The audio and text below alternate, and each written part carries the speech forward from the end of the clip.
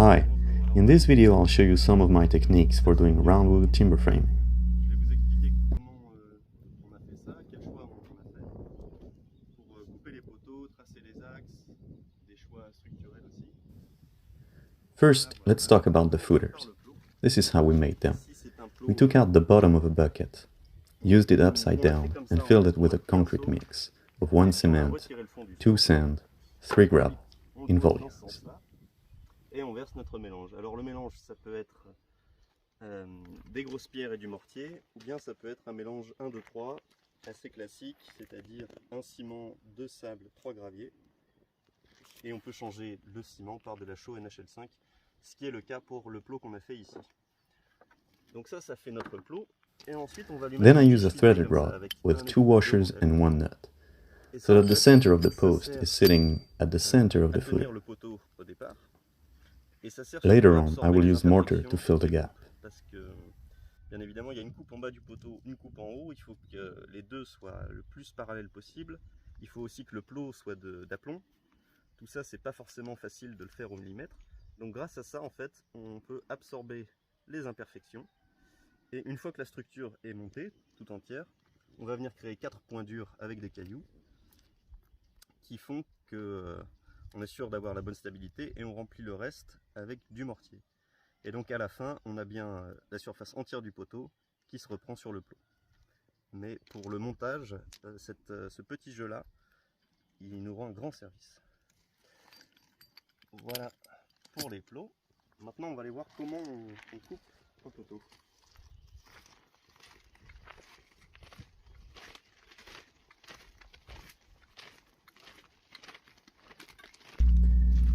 Now I'm gonna show you the saw horses, especially made for working with roundwood.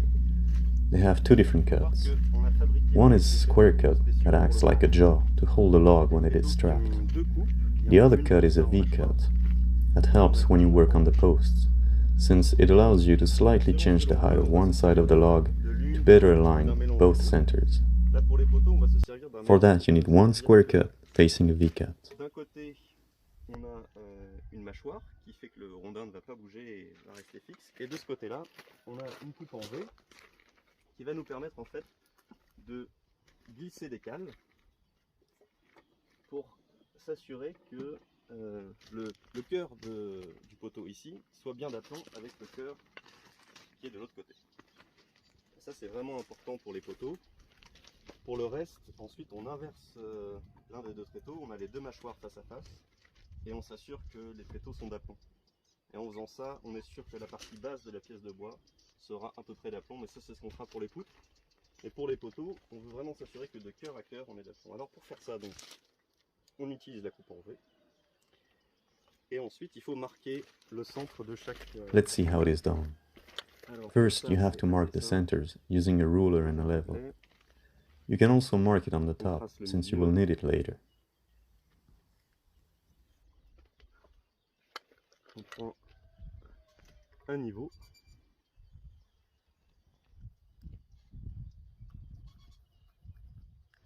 Voilà. On peut aussi tracer tout de suite le milieu du haut puisqu'il nous servira plus tard.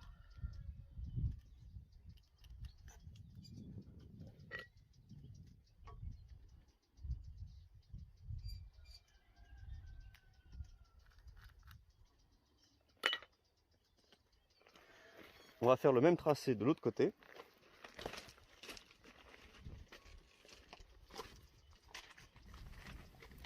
Donc ici on l'a déjà. It is already marked on that side. And here you can do a small cut for the chalk line. On fait une petite entaille comme ça avec la scie pour pouvoir glisser le cordex. Parce qu'on va se servir d'un cordex.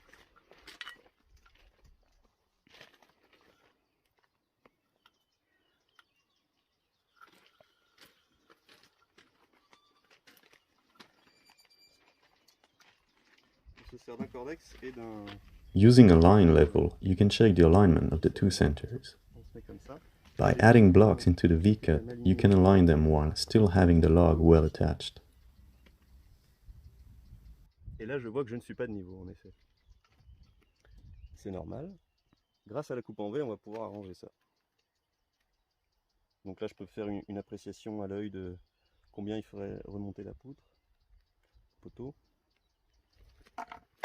Ensuite, je glisse une cale. Grâce à la coupe en V, je peux monter la pièce tout en la gardant bloquée.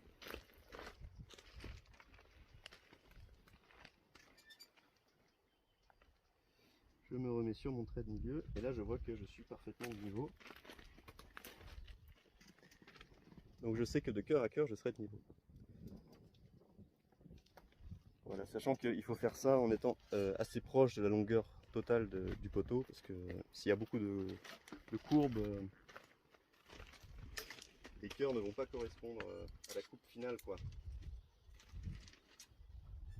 Voilà, donc cette ligne là en fait j'ai pas besoin de la marquer. Par contre je vais en marquer une sur le dessus. Now we need a line on the top to help us cut at a 90-degree angle. Donc de nouveau une entaille.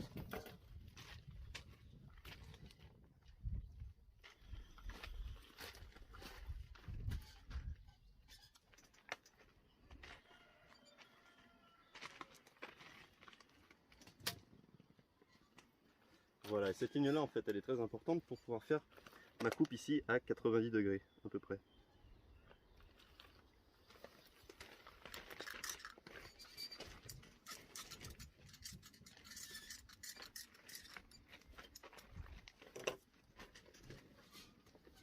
Donc là je vais vous montrer une coupe et je vais vous montrer comment on rectifie une coupe qui n'est pas parfaite.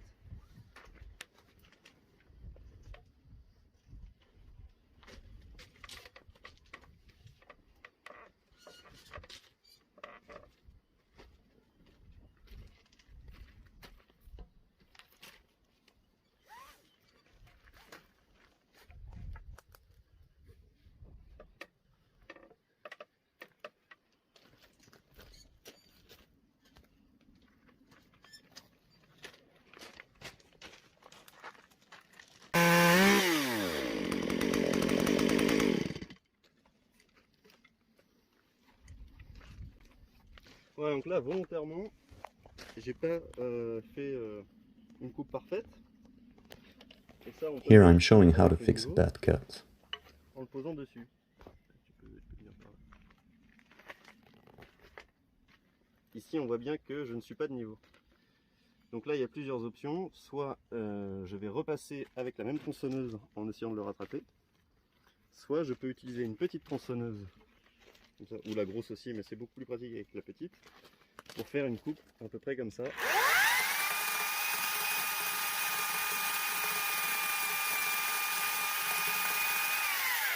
Voilà, jusqu'à rattraper un niveau qui me convient. Là on n'y est pas encore, là je pense que pour une épaisseur pareille il vaudrait mieux repasser avec la grande. On va pas faire tout ça là tout de suite. Et puis ensuite on peut peaufiner bien sûr avec le rabot de finition pour vraiment avoir un bon rendu. Et donc on fait ça des deux côtés. Et comme on a les cœurs de niveau, si on est de niveau ici, tout est bien. Voilà, alors ensuite, maintenant qu'on a découpé nos poteaux, ah oui alors bah évidemment, Now it is time to drill it, aligned to the chalk line. donc c'est assez facile, on peut redessiner le centre avec le réglé et puis on s'aligne en fait au trait rouge qu'on a fait. C'est ça qui va nous guider et non pas le bois lui-même puisque le bois est tordu. Ensuite, on va pouvoir aubaner les poteaux. Donc là, ici, sur Now let's have a look at the temporary bracing. Here on gravel we use the weight of heavy logs to hold them. Contient les poteaux. Voilà pour l'aubanage. Rien de spécial. Ensuite, la question qui vient, ça va être les poutres. Now we can talk about the beams. Here on the ground I have symbolized the top with 3 standing posts. The first thing is to find the angles between them. To do that, we have to mark the centers again and use a chalk line between them. De centre à centre, alors encore une fois, il faut dessiner le centre à chaque fois avec des mesures. Ici, on va dire que le centre est là. Ici, on va dire qu'il est là. Puis ici, on va dire qu'il est là. Donc là, si on est tout seul pour le faire, en fait, on visse ici une petite vis dans laquelle on accroche le cordex et puis Ensuite, on se déplace jusqu'au poteau d'après. Si on est deux, il y a une personne qui peut le tenir. Donc l'idée, ça va être de faire des coups de cordex de centre à centre. À peu près, quoi. Et ici aussi.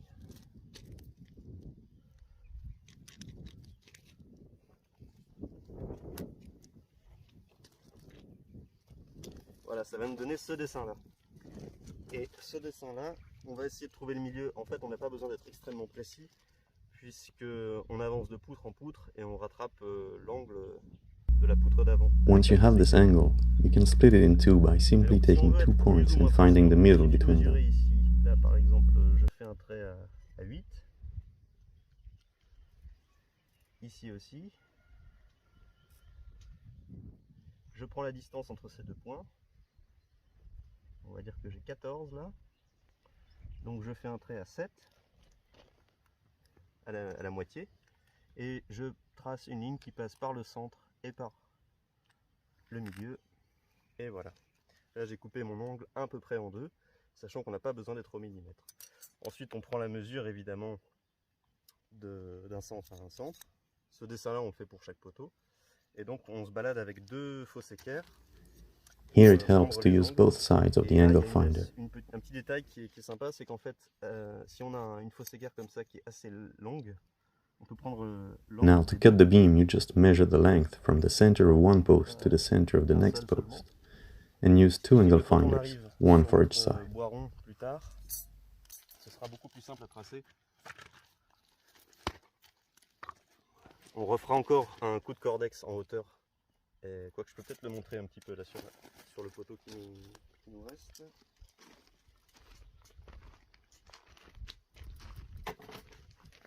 Imaginons qu'on ait choisi cette pièce là pour faire une poutre. Donc on tracera le même trait de cordex et on se pose comme ça dessus. Et là on peut facilement dessiner l'angle d'un côté et de l'autre. Faut pas aller trop loin parce que très vite ça génère des erreurs, le fait d'être sur du rond. Et voilà, et avec ça c'est déjà suffisant pour couper son angle. Voilà pour les poutres. Maintenant je vais vous montrer une poutre en cours de taille. Ça va vous montrer quelques détails. Donc là je démonte parce que pour les poutres... Now we can use the sawhorses differently, with the 2 square cuts facing each other's, and both sawhorses on the same level.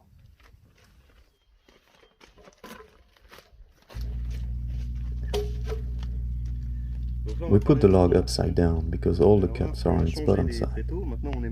The first cut is the length one that we just talked about earlier. The second cut is a flat rest for the beam to sit on its post. Voilà, ça c'est un détail très important. Ensuite, ici, on a bien notre coupe d'angle qui avait été prise avec la fausse équerre comme je vous l'ai montré juste avant. Et ça, c'est un repos plat pour arriver en haut du poteau. For this rest, you want to leave approximately the same amount of wood on both sides, otherwise it won't be level at the end. Et le repos, il faut que ce soit à peu près la même des deux côtés, sinon elle va arriver sans être de niveau, quoi. Donc voilà, alors on peut jouer sur 1 cm d'écart entre une coupe et l'autre et finalement ça passe, mais il faut être à peu près sur les mêmes hauteurs ici, quoi. Voilà. Et donc là en l'occurrence, donc les poutres en fait on les met à l'envers sur le tréteau. Donc on choisit le sens dans lequel on va vouloir qu'elles finissent et on la met à l'envers tout de suite parce que c'est à l'envers qu'on va pouvoir faire le repos. The third cut would be a notch to receive the brace. Cutting it now is so much easier than doing it upside down later. This way it is also much easier to have all cuts on the same level. Pour vérifier le niveau aussi. Ce qui fait que là on peut s'assurer que les deux repos et les deux encoches sont de niveau.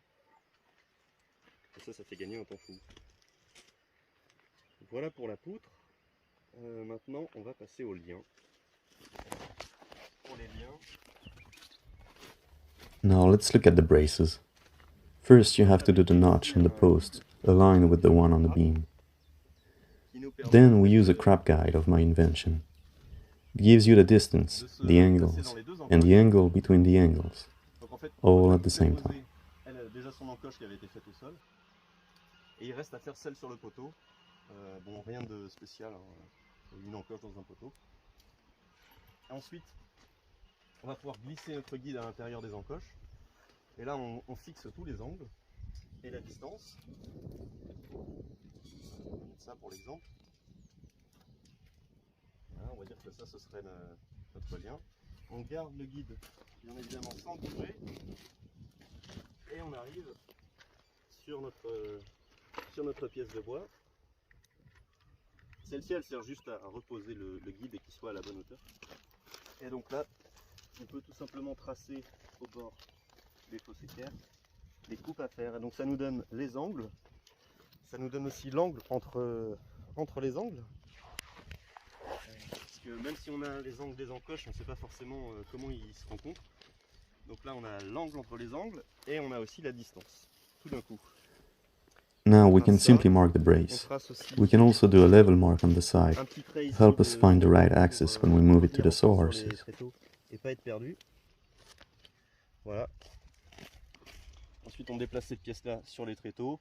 On s'assure que cette ligne-là est bien de niveau. On sangle et on coupe. Voilà pour les liens. Et après, il y a beaucoup de finition sur le lien avec le rabot et compagnie. After that comes the reciprocal roof, but that's for another video.